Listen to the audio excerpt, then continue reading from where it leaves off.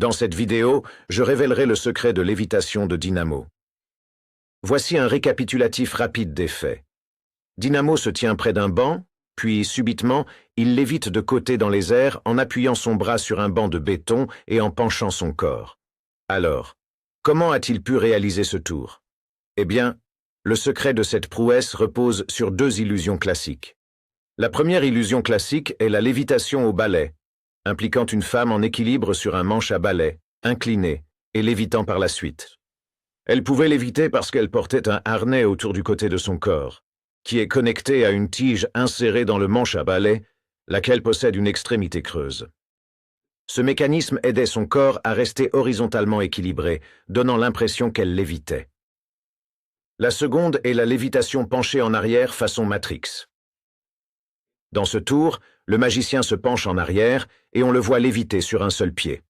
En réalité, un harnais est derrière la jambe du magicien, lié au sol par un mécanisme de crochet et clou. Le clou est camouflé avec la couleur du sol et accroché à la base de la plateforme, ce qui relie la jambe de l'illusionniste au sol et maintient son équilibre. Cependant, la version de Dynamo est légèrement différente. Quand il s'est approché du banc, il n'a pas lévité tout de suite.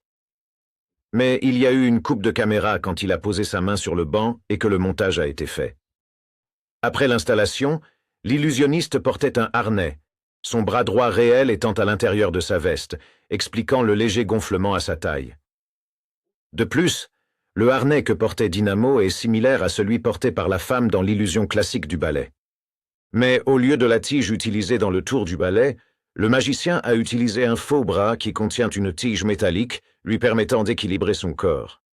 Cette tige était accrochée à un clou camouflé sur le banc en béton pour maintenir le faux bras connecté au banc. Quand l'assistant du magicien filmait le tour, vous remarquerez que cette femme bloquait intentionnellement la vue de la caméra afin d'éviter qu'elle ne se concentre sur Dynamo.